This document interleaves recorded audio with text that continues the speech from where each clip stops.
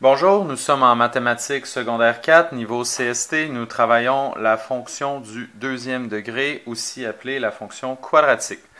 Dans la capsule vidéo précédente, je vous ai donné les bases de la fonction du deuxième degré, c'est-à-dire à quoi elle ressemble dans un... je peux vous montrer les feuilles, en fait, je les ai encore juste ici. À quoi elle ressemble dans une règle. Vous voyez, dans une règle, elle ressemble à ceci, a fois x au carré. Dans une table de valeurs, je vous ai montré que les accroissements des accroissements sont toujours constants. Ça, c'est la particularité. Et finalement, je vous ai montré rapidement une représentation graphique. Vous allez avoir deux branches qui devraient être parfaitement identiques de chaque côté. Mon dessin n'est pas parfait ici. Là, avec un plan quadrillé, j'aurais fait un meilleur travail. Mais la branche de droite et la branche de gauche sont parfaitement identiques. Si jamais vous avez encore un peu de difficulté avec tous ces concepts, je vous recommande de réécouter la capsule. Aujourd'hui, ou plutôt dans cette capsule, nous allons retravailler un peu tout ça en vous présentant des types de problèmes qu'on pourrait vous demander. En voici un premier. Quelle est la règle d'une fonction du deuxième degré qui passe par le point 5,45? On sait que le point 5,45 existe pour une fonction du deuxième degré et notre fonction s'écrit sous cette forme-là. Pour retrouver la règle, ce qu'on doit faire, c'est aller remplacer le couple qui est ici dans ma fonction. C'est-à-dire le x est à 5, 5 à la 2, et le y est à 45. Si votre x est négatif, la parenthèse est obligatoire. Si le x n'est pas négatif, la parenthèse n'est pas obligatoire. Bon, mettons qu'ici, pour la forme, là, si j'avais mis un moins, parce que si vous avez compris ce que j'ai dit tantôt, que ce soit 5 ou moins 5, le y va être pareil. Bien, ce que vous devez faire ici, pour être sûr de ne pas se tromper, c'est d'aller placer une parenthèse. Donc, ça va donner moins 5 à la 2, comme ça. Donc, on recommence le problème. On s'imagine que c'était moins 5 qui était écrit.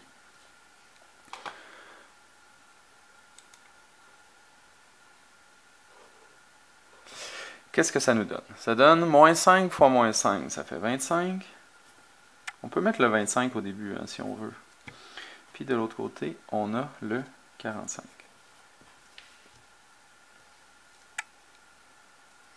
Tout ce qu'il nous reste à faire pour isoler notre A, c'est de diviser par 25 à gauche, diviser par 25 à droite.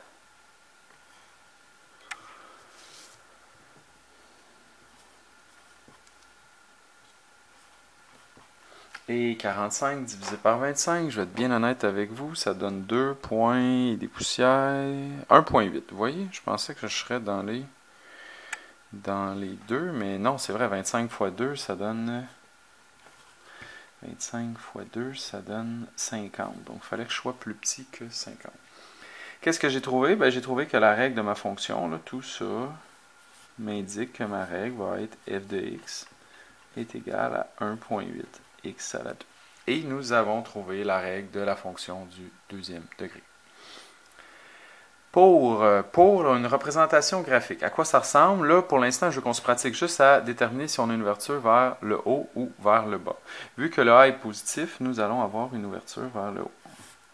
Vous essayez de faire deux branches parfaitement identiques. Bon, la mienne à droite et à gauche ne sont pas parfaitement pareilles, mais on a quand même une bonne idée. Quel est le genre de question qu'on peut vous poser? On a la règle. Si on vous demande f de 8, si on vous demande f de 8, la question en fait c'est quand le x est égal à 8, le résultat, le y, va être à combien? Pour répondre à cette question-là, ce qu'on doit faire, c'est qu'on va écrire f de x est égal à 1,8 fois, mon x je le remplace par 8 à la 2. Donc, je regarde, 8 fois 8, ça fait 64, fois 1,8, j'obtiens 115,2. Donc, ma réponse est 115,2. Si je vous pose une question tout autre, je vous donne la valeur du y et je vous demande de trouver la valeur du x. Je vous donne la valeur du y, je vous demande de trouver la valeur du x. On va faire la même chose, sauf que cette fois-ci, on va remplacer mon y par 180. On travaille encore dans la fonction 1.8x au carré. Et là, je veux isoler mon x. Je cherche la valeur du x qui a donné 180. Je vais diviser 1.8, 1.8. 180 divisé en 1.8, ça doit donner 100, ça. En effet, 100 est égal à x carré. Pour isoler mon x, je fais la racine et j'obtiens la valeur 10. Donc, ça veut dire que le y qui va avec, plutôt le x qui va avec un y à 180 est à 10. Mais là, je veux vous faire remarquer quelque chose dans mon plan cartésien. Moi, je cherchais 180 ici. Si je cherchais 180, je vois que ma réponse en bas, elle est à 10. Mais vous devriez comprendre que de l'autre côté, je vais avoir aussi une réponse. Regardez. À 180, j'ai 2 points d'intersection sur ma fonction. Je vais en avoir un à moins 10 en bas ici aussi. Fait que pour un même y, j'ai 2 réponses. J'ai 10 et j'ai moins 10. Pourquoi est-ce que le calcul ici ne nous a pas donné le moins 10? Bon, là, le plan cartésien devrait vous convaincre qu'il y a bel et bien 2 réponses possibles. Il y a 10 et moins 10. On va l'ajouter, le moins 10, parce qu'il est essentiel. Hein? Il y a 2 réponses, il faut les écrire les deux. C'est pas juste une, ça va être les deux. Pourquoi est-ce qu'on n'a pas trouvé le moins 10? Ici, là, la question, c'était 100 est égal à quel chiffre multiplié par lui-même? 100 est égal à quel chiffre multiplié par lui-même? 100 est égal à quel chiffre multiplié par lui-même? Ben, 10 fois 10, ça donne 100. Ça, on le sait. Mais il y a un autre calcul qui donne 100. C'est moins 10 fois moins 10. Moins 10 fois moins 10 aussi donne 100. Étant donné qu'on cherche deux chiffres identiques, ben moins 6 serait aussi une réponse. Mais la calculatrice ne te donnera jamais la racine négative comme on vient de le trouver. Pas la racine négative, mais le résultat, l'opposé du 10 finalement. Ça, c'est un raisonnement qu'on doit faire par nous-mêmes. Donc là, je vous l'ai montré dans le graphique. Je vous l'ai montré avec la branche qui est pareille.